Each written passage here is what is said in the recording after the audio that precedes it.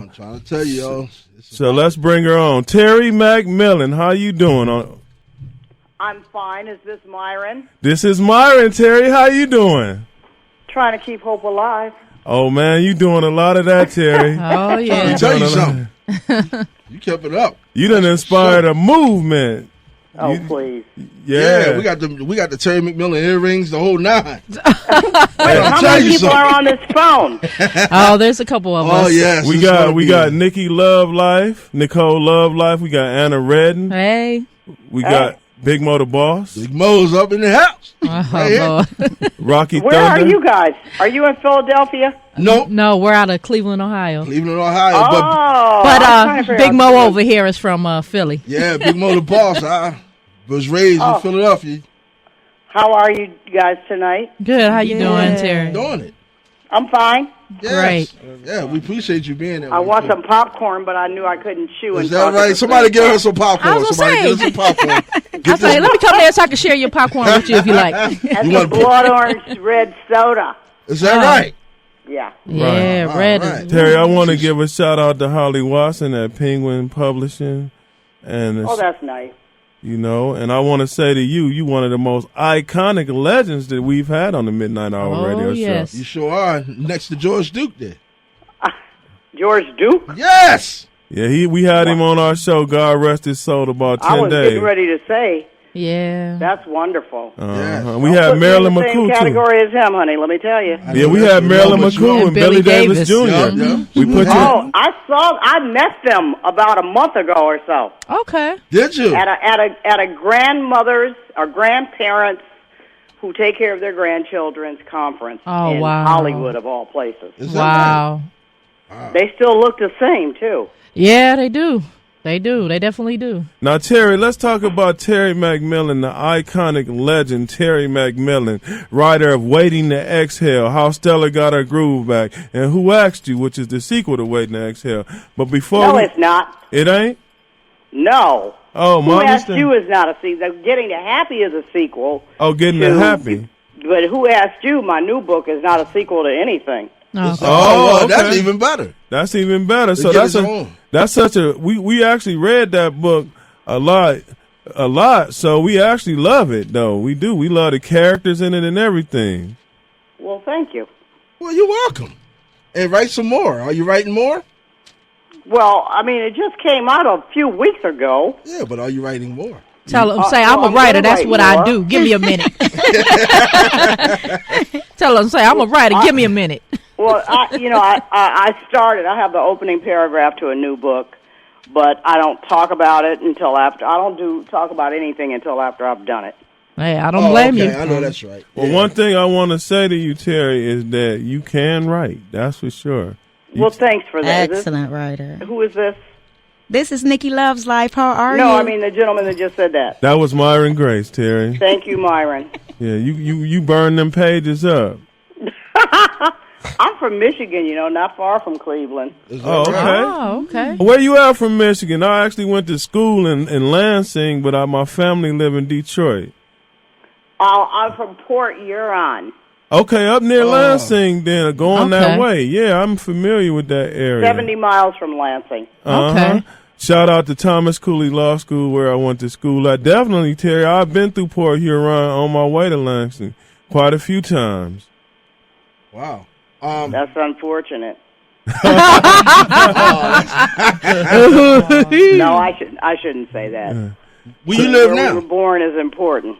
Yeah. Now, Terry, you grew up in New York No, I grew up in Michigan. and Michigan. Okay, see. Yes, I left Michigan when I was 17 and moved to Los Angeles.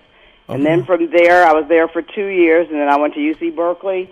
And then from there, I went to Columbia University in New York.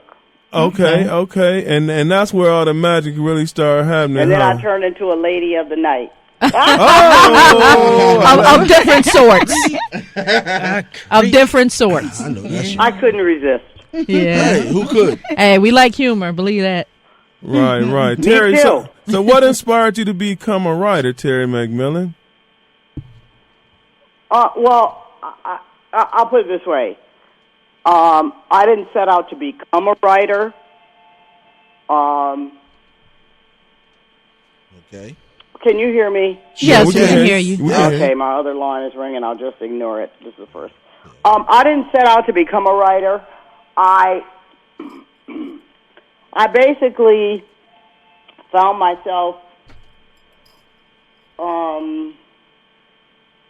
really dissatisfied with a lot of the things that I saw about us as African Americans in particular. Mm-hmm. And, sometimes the way we live, the way we treat each other, things that happen to us that in some cases are within our control and some things that are outside of our control. And I wish I could be a magician and fix everything, and I can't, so I decided to write about it. That's right. Right. So I want all of us to be happy and in love and thriving and successful and assets and not liabilities, and treat each other with dignity and respect. So I get to write about it. Okay. Was there a particular event or life experience that inspired your book, Waiting to Exhale?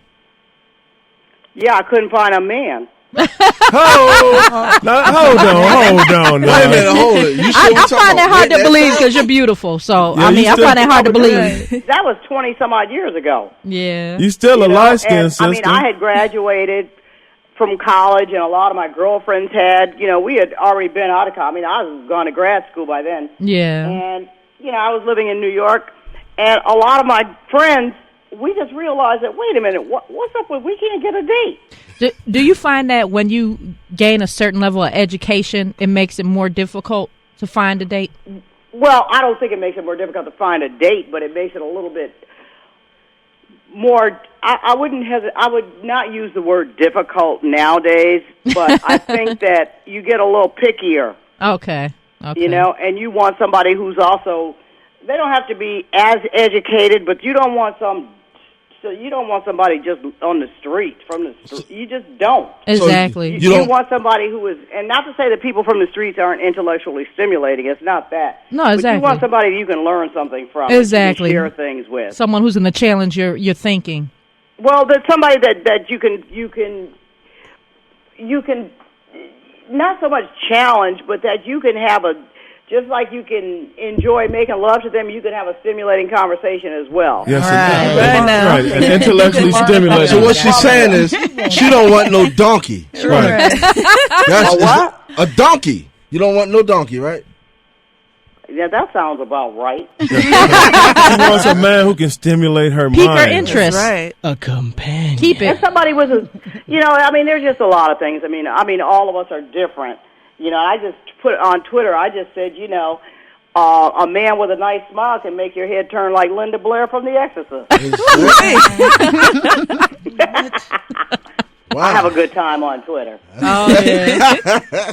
I know that's right. So check it out. Let me ask you this. Did you get work? Say that again? Did you get work? Was you able to work? I'm sorry. Was you able to work with Whitney Houston on Waiting to Exhale? Like Whitney Houston and all the cast. Was you able to work with them directly when they did turn it into a movie? Yes, but the thing is that I only went to the set a few times, because they sort of made me, and so I was there. Oh, wait a minute, what you mean they made you? Well, I wrote the screenplay with another writing partner. Is that right? And being on a movie set is kind of boring. Yeah, I'm a film director, Terry. I know exactly what you mean. This is Myron Gray. But it was still your baby. Yeah, it was my baby. It was my baby. I mean, I'll put it this way. I mean, I know and met everybody on this was in the film. Okay. Okay, and we spent time together even before we started shooting the movie. And but I got to see a lot of the major scenes, and I went on the set maybe 4 or 5 times because it was a 52-day shoot. Okay. And, so I went about 4 or 5 times.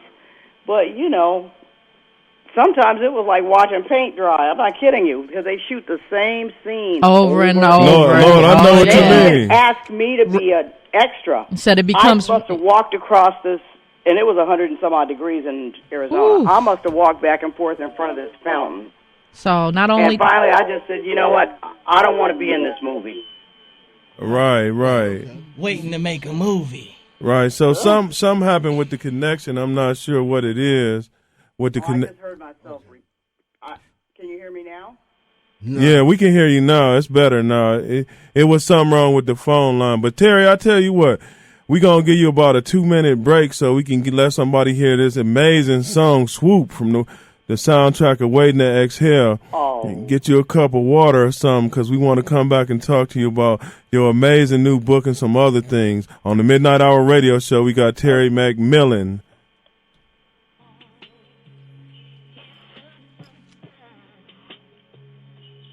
Spoken. Terry, cover your ears, please, baby. Cover your ears. Wait, hold it, Terry. Cover your ears, Terry. Terry, that was an You don't amazing wanna hear that. song. That was an amazing song. That was Shoot. Is Terry? that the name of the song? It Shoot. is shoot. Shoot, Terry shoot. McMillan? Are Yes? you there? I never Oh, said okay. I could sing, Terry.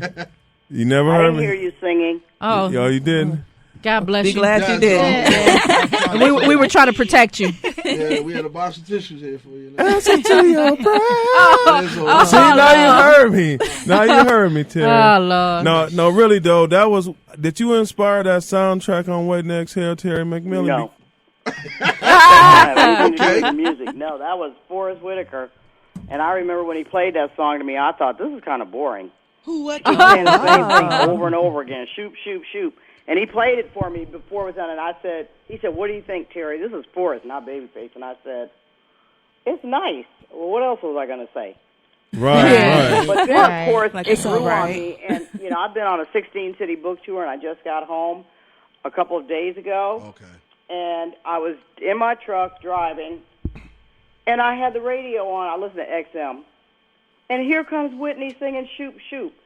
And I just looked all around the street thinking, wow. And then it was like so quiet in that car.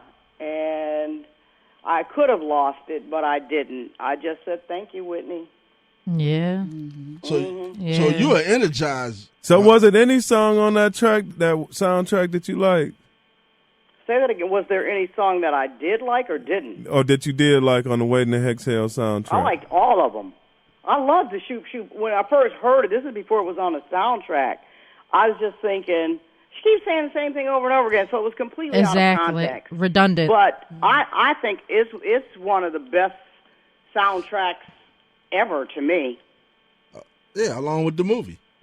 Exactly. Yeah. Along with No, the but book. I mean, it's like everybody on that CD sounds good, and they still sound good. Right. I want to give a shout out to Sandra Marie. Terry, she going to be joining us on the Midnight Hour radio show within the next couple of weeks. She made one of the songs off that soundtrack, Sandra Marie, but she more of a poet than a songwriter. So, now, let me ask you this question, Terry. This is Terry McMillan on the Midnight Hour radio show. Terry, you're being heard in 14 countries right now, if you didn't know it, all over the world. I have a list of them. Oh, okay. That's good. That's good money. See, she did her homework. But That's tell her- right. You're calling me in London. Is that right? But tell her how many actual listeners we got. Yeah. Oh, we got an audience base of 809 million people, but we if 1% listen, that's about 8 million people. You know what I mean? That's a lot of folk. Oh, yeah. There is. So what I want to ask you is there any particular country that you want to give a shout out to? You've been to so many, I'm sure. Well, let me see here. I know that's right. Ghana, All right. France, Paris in particular, Okay. Senegal, Dominican Republic, Ethiopia, and some parts of Canada. All right. Y'all heard that from Terry McMillan, the master author, because that's I what don't you know are. about Sweden and Switzerland. Yeah, Ireland, Ireland. Ugh. America. No, I would like to go to Ireland one day. I take that back. Yeah. What is it about Ireland that would Just possibly because it's fascinate beautiful. you? Okay. Right up there with Scotland. Yeah. Would you look Well, for a I pot have of a- gold? Huh? Say, would you look for a pot of gold while you're out there? No. I have a question. Who are some of the writers or people who impacted your writing style? Who did what? Impacted your writing style. Well, that's a long, long list. Is that right? Wow. Yeah, there's A few of your favorites. Well, no. I can say, you may not have heard of them. One guy's name is Ring Lardner, and one is J.D. Salinger, Zora Neale Hurston, because all of them wrote in a very conversational tone.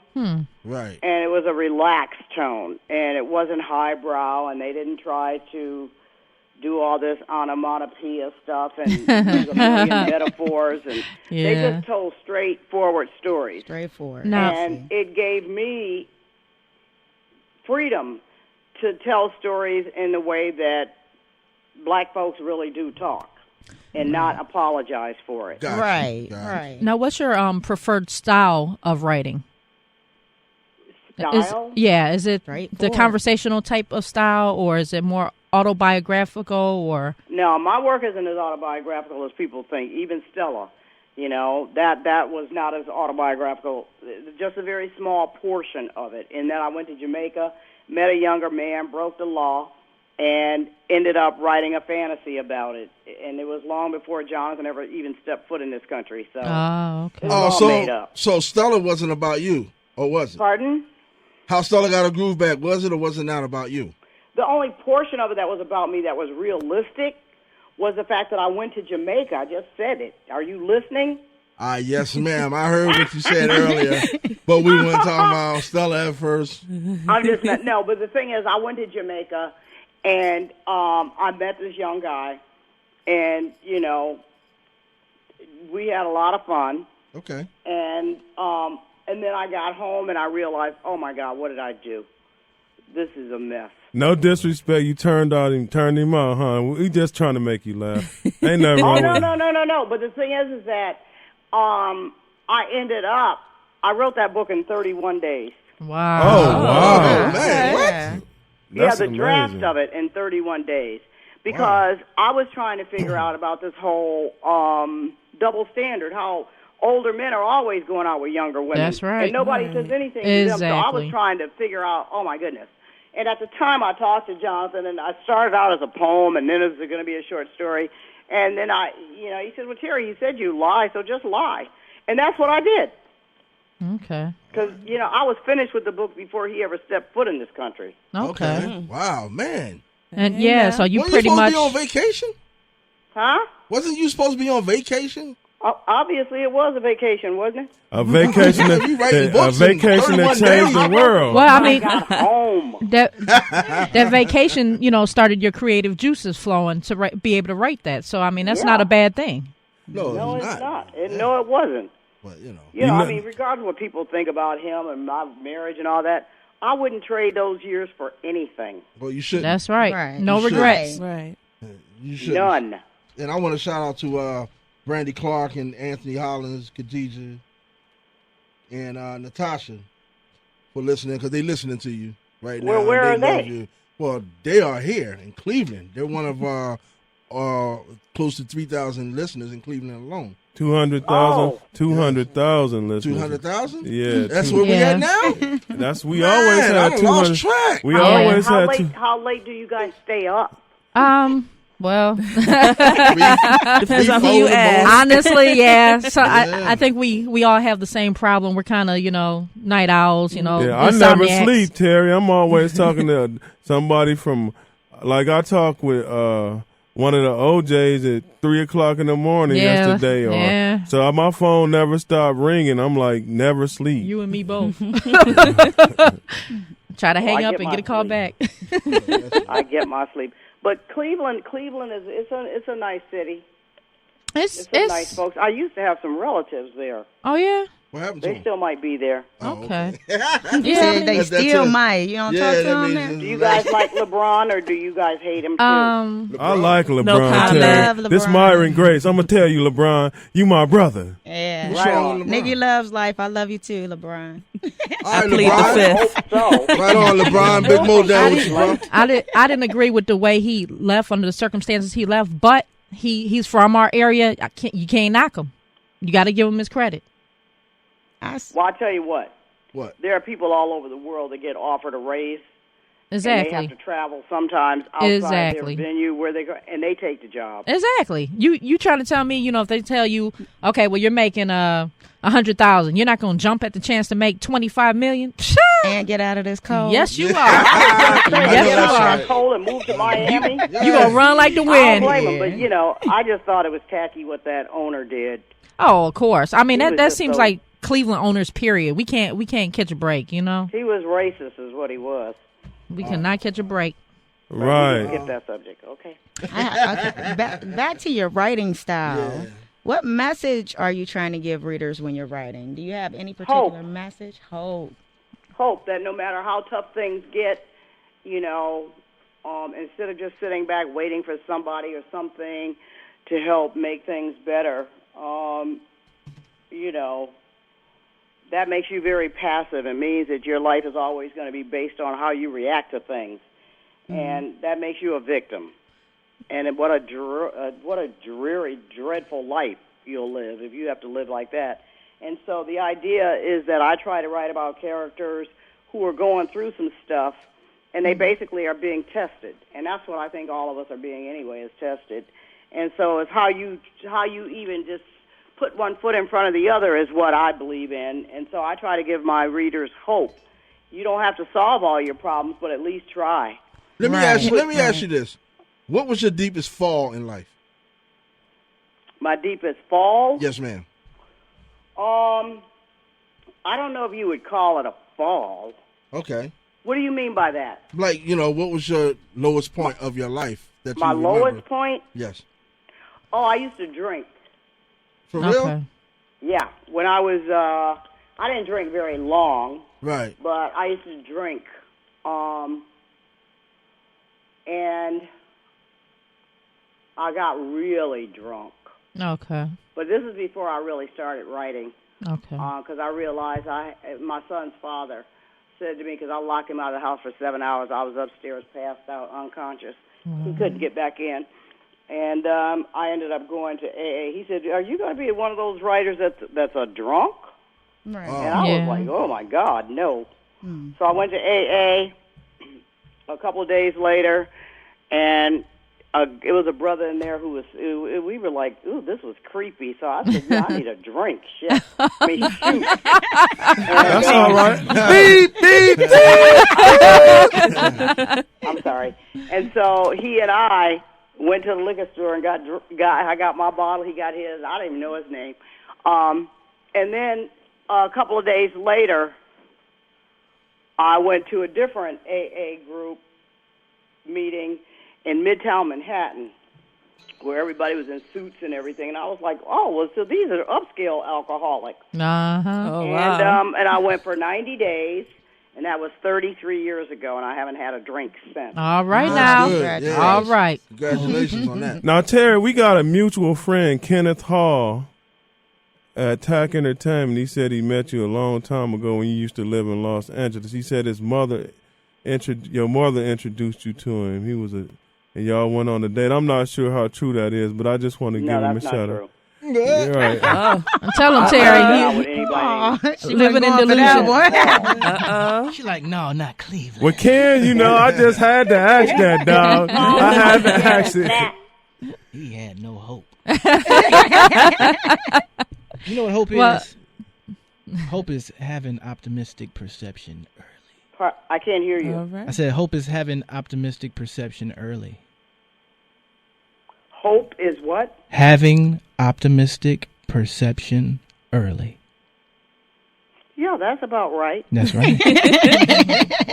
Right. Drop the sign. And we would all be doomed without it. That's right. Yeah. Now, Terry, I know you, before we get to your new book, Who Asked You, I want to play one more song from the Wait and Exhale soundtrack, because that was just such a magnificent soundtrack. Which song? Such a magnificent book. Right. Which Such song? a She said which magnificent song? writer. She wants Which to know what song? song you want to drop.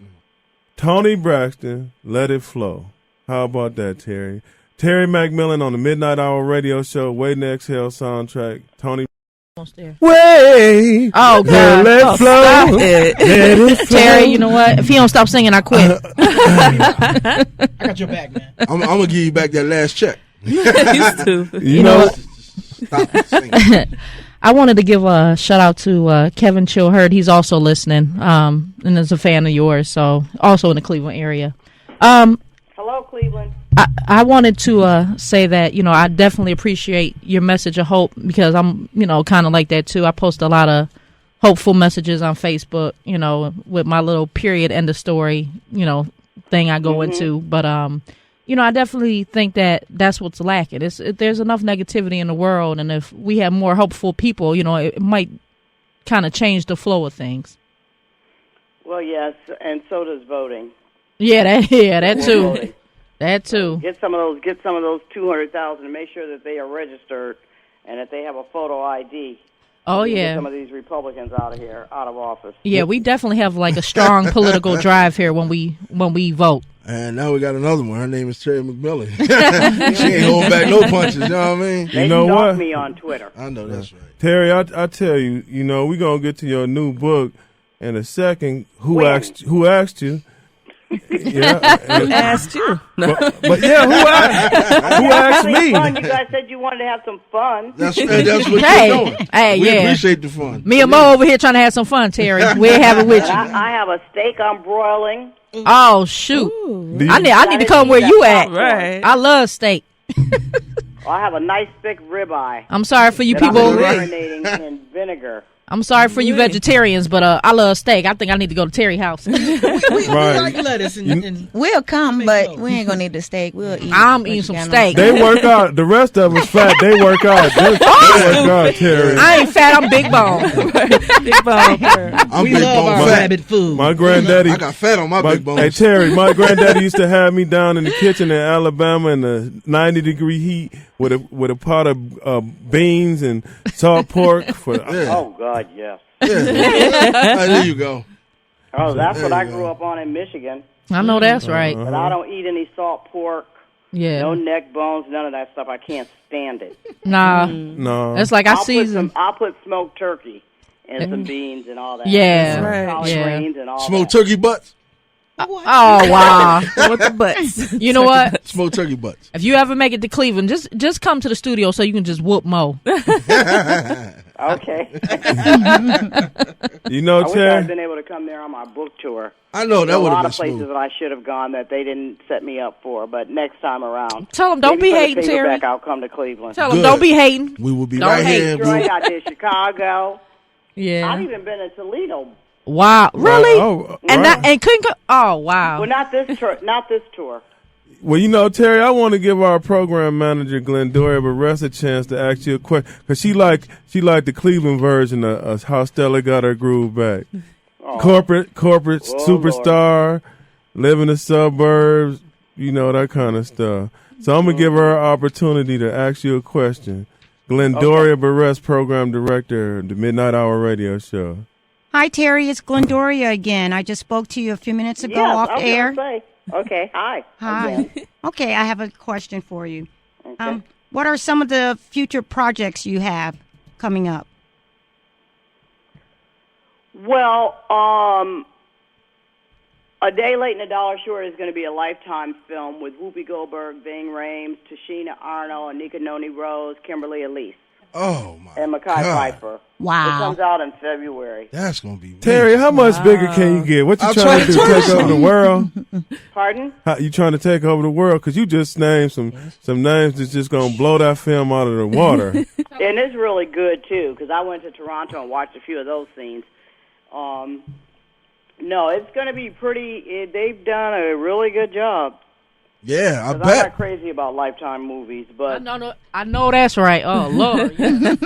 Because this is a once-in-a-lifetime opportunity. We on the phone with Terry McMillan, who is the most waiting to exhale. How Stella got her groove. A day late and a dime short. Who asked you? And whatever. So many different things. I'm gonna give a shout out for you, Terry McMillan, to Ghana, Ethiopia, Senegal, Ireland, England, Switzerland, Sweden, France, Germany, United States, Hong Kong, Dominican Republic, Canada, and even Nigeria. Terry, ask him who asked you. oh no, I dare not say that. I'm the one with a big mouth, let me tell you. So let's get to your new book, Who Asked You? Give another shout out to Holly Watson at Penguin Publishing U.S. Who Asked You is such an amazing book. Betty Jean Butler. Tell us about that character, Terry. Betty Jean Butler. From Who Asked You? Well, Betty Jean just happens to be, she's one of the main characters in the book, and, you know, she's 56 years old in Los Angeles, 2001, and she's got 3 adult children, one of whom is in prison, one of whom is a chiropractor, and lives in Portland, Oregon, and then she has a daughter who's a crackhead. Okay, because she's the matriarch, right? Well, I guess you could call her a matriarch. I hesitate to use that term. Well, let me ask you this. When you writing your books, do you already have in mind who's going to, or who you would like to play the certain parts of each character? You mean as what, as a movie? Yeah, because... No, I don't think of any of I've never thought of any of my books as films. Oh, okay. I don't write them to become movies. It just so happens that it worked out that way. No, when you write, they're movie written. Because I read this book. She a master. I master know. author. That's what we're trying to tell her. She keeps saying, no, don't tell me that. No. You are a master writer. You understand me? Do you understand Well, me? I appreciate you saying it, but All right, I don't see this book as a film at all. But it is. I'm trying to tell you something. I don't see it. Okay. I don't really see it. But anyway, I love the people. I love the people in this book. I love my little character Luther more than any of them. Okay. Right. Oh, okay. But I will say, I will say this: the one character, the matriarch that Anna just got finished speaking on, which is the lady that you're saying, Betty Jean. Betty Jean, right? The first person I thought of to play that part was Vanessa Williams. Oh God, no. Yeah, but that's who came to my mind. When I think of matriarchs, I think of someone strong, like really strong in nature, but very womanly. But you know, when they need to, you know, speak or you know convey themselves, they have that strong nature. Angela Bassett. I thought of Angela Bassett. Bassett. Someone No, like not Angela. You know what? Stop trying to cast a movie that's not even. Trying to get it ready for you. Trying to help you out. We love books. Trying to help you out. And I'm serious. I really don't see this as a film. I don't. All right, well, that might be one surprise you may get. That's a great book, though. I mean, you got so many characters in there. I appreciate that. But the thing is that, I mean, in real life, if you stop and think about the level or the number of people that are in your life on an intimate level, yes, in terms of just family members, and then you think of your close friends, and then you think of your colleagues, it's a nice bunch of folks. Yeah. That's right. And you know each one of them, you know their idiosyncrasies, you know their weaknesses, their flaws, their virtues. Right. And so all I did was sort of shrunk that circle. Okay, so that it was palatable to some extent on paper. So that's all. So is it loosely based on some of your? Okay. No. Okay. I'm not a grandmother. I No, don't know any not crackheads. I went online and went on YouTube to find out how you smoke crack. Oh wow, that's amazing. And I had quite a few people to look at. I couldn't even believe it. And one of them was a couple that was smoking it in one of my favorite parks in Brooklyn. Oh wow. And I was like, you know. Well, Terry, I tell you, it's a lot of crackheads in Cleveland. Unfortunately. Well, I thought it was sort of like a dead high. No, I can take you through East Cleveland and yeah. I didn't see crack. It's a lot of. I mean, it's kind of. And this was 2001. I was writing about. Yeah. You know, and back then I was in New York, and you know, back then crack was really big, but it's you know, I mean, I know there are drug addicts everywhere. Don't get me wrong. Of course. But crack, but it's a cheap high. It is. It is. You know, for you to have written this book so well, it's amazing that you say you went on YouTube. Because this character, Trinetta was doing it, wasn't she? Trinetta was tripping. Hey, let me tell you, when I had her go in that men's bathroom, I was right there with. But see, you have to understand. You know, the thing is this: I, you know, as a result of writing from a crackhead's point of view, it's like she wasn't a bad person. No. And I know for a fact that most drug addicts don't want to be drug addicts. Right. It's no fun being strung out. And you got to struggle to get high again and again and again. It's a drag. You know, and if some of them could figure out an easier way to change their lives and do things differently, I'm pretty sure they would. And that's where I was coming from. That's why I was not trying to show her as just some low life. Yeah. You know, she really wanted to do better. But, you know, when you got an addiction, it's just got a stronghold on you that it's hard. Yeah. And I understand that. Right. It doesn't mean that, and I empathize. Yeah. I do. And that's why I wrote her like that. Right. You know, but I ain't never smoked any crack. But I know enough about addiction to get it. Yeah, I think Dexter, to me, sounds like a lot of young men today, in that, you know, he gets high on marijuana, and, you know, some seem to not be able to stay out of jail, you know, for whatever reason. You know, maybe environmental or other reasons. Environment, well. And we're talking about Who Asked You, Terry McMillan's new book. Yeah, environmental in terms of, you know, sometimes you have young men with egos, you know, that are larger than life, and their group of buddies also have egos, and it becomes environmental because it's where they grow up at, and they learn a certain behavior, and they don't know how to. What's going on in Chicago? Yeah, exactly. Right. You know, I was in Chicago a week ago, and I was speaking about 70 seniors from inner city high schools, and I asked them, raise your hand if you know somebody's been killed. Wow. And it was about 12 of them raised their hand. Wow. That's a shame. And I said, you know what? The one thing you have to stay out of those parks, okay? Yeah. Terry, you know what? I want you to tell people how to get in touch with you, how to get your books. We down to about 5 minutes. We don't never want to let you go. We sure don't. I got your pictures all over my wall. I'm waiting for somebody else to say that to me. Shoot. I don't ever want to let you go. All right, Big Mo. Terry, you know what? I had to do this every shot. That was somebody else, though. And all right, that was somebody else. Yeah. Big Mo, the boss. That's true. You didn't specify who.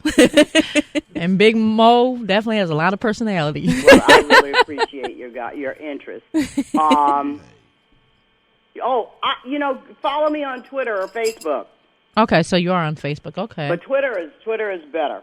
Yeah, I heard you say you love Twitter. Hey, I have like 230,000 followers. Woo! Oh, Lord. Wow. And 122,000 on Facebook, but I prefer Twitter. Yeah, that's quick, yeah. I'm serious. Twitter is you can do a lot in 140 characters. Yeah, right. You're right. Yeah. Right. Well, them I don't use it to self-promote. Right, them girls know too. Them girls that work at the clubs and stuff, they be using it. Unfortunately, they know about that. But how can people? We ain't even gonna go there. How can people purchase your book? Who asked you? They can go to a bookstore. Okay. And do you also like sell online, like Amazon or any of those? Yeah, it's on Amazon. If they go, I have a website. Okay. Okay. I have a website, and on my website it shows. You know, you can order the book from my website. Okay. I'm sorry. No, I'm trying to keep them focused, but they having so much fun. You was hilarious. You know that, right? You know you can write comedy. I'm trying to keep them focused, but they're having so much fun. They're falling out in here. You got comedy all in you. I'm telling you. All my books. Did anybody read about Nurse Kim? Yeah. We read Nurse about Kim was something Kim. else. She's a nasty little something. Yeah, I see. You being nice. Nasty. She a little nasty little something. We ain't gonna say taking advantage of Lee David now like that. That remind me of the girls in Cleveland. That remind me of the girls in Cleveland. Nurse Kim. Lee David don't seem to mind. Don't you dare stereotype those women like that. Shoot. The whole point. Terry. You don't know what people do behind closed doors. You don't and mention a lot match, of people will do whatever they can get away with. Yeah, but we know about the tricks up close. I'm sorry I had to say it. I speak my mind a lot too. Well, I hope the little trick-or-treaters there don't get snowed out. Terry, you know what? I got to give you an opportunity. You're one of the greatest writers that ever lived. And You're going too far. No, really. No, it's the truth. I guarantee you. You got to give credit where it's due. 100 years from now, somebody going to be reading your book. You know what I'm saying? It feels like that's what's already passed. I mean, baby, you ain't that old. I really appreciate you. You're a young lady. You got a lot of life. And your support. You know, And I it's gotta nice ask to you hear about. brothers who read. I gotta ask you about Oprah. I mean, What about Oprah? what is it like? I mean, you probably one of the closest people that's ever been to her. What's that like? I mean, Are you kidding me? One of the closest people. I mean, you you call know Maya her. Angelou. You know her. You know what I no, mean? Oprah is, I mean, she's iconic. And, I mean, the thing is, I have the utmost respect for her. Because she has done, unlike some of these hip-hoppers out here who are millionaires who don't do anything but spend their money and you know, Cars and throw all their useless stuff. bling in your face. But you don't hear about what they do for other underprivileged people Exactly. in the world and in this country and children. You don't hear about that. And the only one I can think of that comes to mind right now is David Banner. And he putting, college funds together for children. Who is David Banner? He's exactly a hip hop artist who was actually taking his money and putting it towards college educations for deserving students. Is he a singer or rapper? He's a rapper. He messed with G Unit. Okay, I know. I heard of them. Yeah. Yeah. 50 Cent. That's See, one of his. I mean, even like Dr. Dre, he gave $32 million to USC. Exactly. I mean, for the business division, but it's basically most of it is so that young African Americans who live right down the street from USC, not literally, but they do. Yeah. So that they can get opportunities to go to business school. Exactly. And then a lot of people got on his case. Well, as you know, though, a lot of times you don't hear about all the positive things that they do. That's partially true. That is partially true. But the bottom line is this. If you're going to boast about what you do with Barney's and et cetera, et cetera, et cetera, and what kind of plane you get and, all of this, then what you do, the philanthropic things that you do should also make the news. Yeah, exactly. Right. Well, you know what, Terry? It's been fun. And I hate to let you go. I wish I could come eat some steak and potatoes with you. Let me go. and I would make you some sweet potato pie, some of that down home country sweet potato. Well, Thanksgiving is next month. Right. But you know what? World, all over the world, I know y'all listening. That's Terry McMillan on the phone. Superstar writer, friend of Oprah Winfrey, who is the richest black woman in the world. She is. Which is unbelievable. Terry gonna be rolling right behind her. No, but I hope everybody tonight that you levitate. Yes. Well, Terry McMillan on the Midnight Hour radio show. What talk about? Terry, my program director, want to say goodbye to you properly, so please don't hang up. But thank you, Terry, for coming on the Midnight Hour radio show. And just like Don Cornelius, we're going to leave you an open invitation to come back anytime you want. Thank you very, very much. I appreciate it. Much respect. All right, Thank Terry. you, Terry. God bless you. Bye-bye. Bye-bye.